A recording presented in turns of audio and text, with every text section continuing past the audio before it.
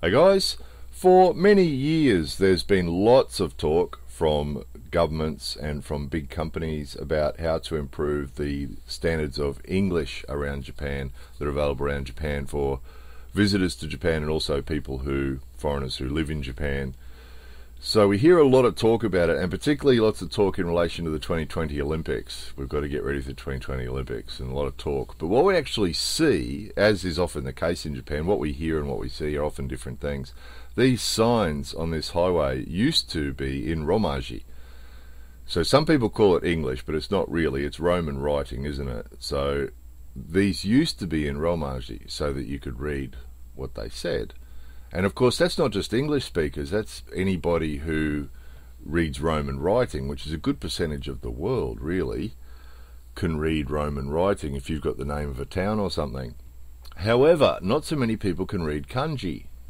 So this is interesting. This is Sentrei International Airport, and this sign used to actually have Romaji on it so that you could read it in Kanji or Romaji. Whereas now they've replaced the sign with a new sign. It's only got Kanji on it, and then the ticket machine has an English option. But most people aren't going to know how much the ticket is because it's written up there in Kanji. Unless you can read the Kanji to see what station you're going to and see how much the fare is, you don't know which fare to choose. Now that used to have Romaji written on it, and then they replaced the sign and it didn't have it. And same as with that one on the highway. It used to have Romaji, they replaced the sign with a new one, and it didn't have Romaji on it. So hard to know why they would go backwards, but that's exactly what they did. They took a sign that could be read by foreign people. Now keep in mind, this is in the international airport in Japan.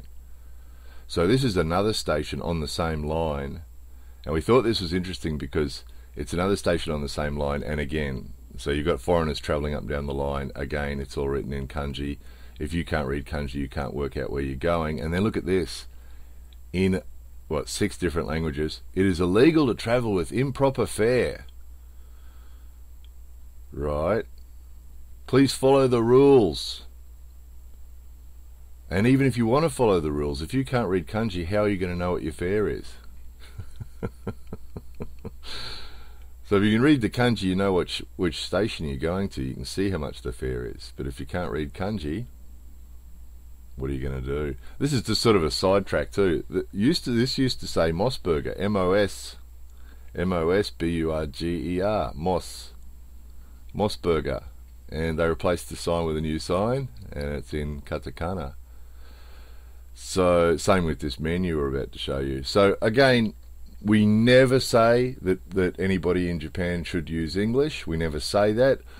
There's always someone who takes these videos the wrong way. What we're showing you is, despite the fact that the government and the big companies are talking about making Japan more English friendly because they say they want to, the actual reality never comes true. So as we've said before, the fantasy, the reality, and the image are not necessarily the same thing in Japan. So English going backwards in Japan. More videos coming soon.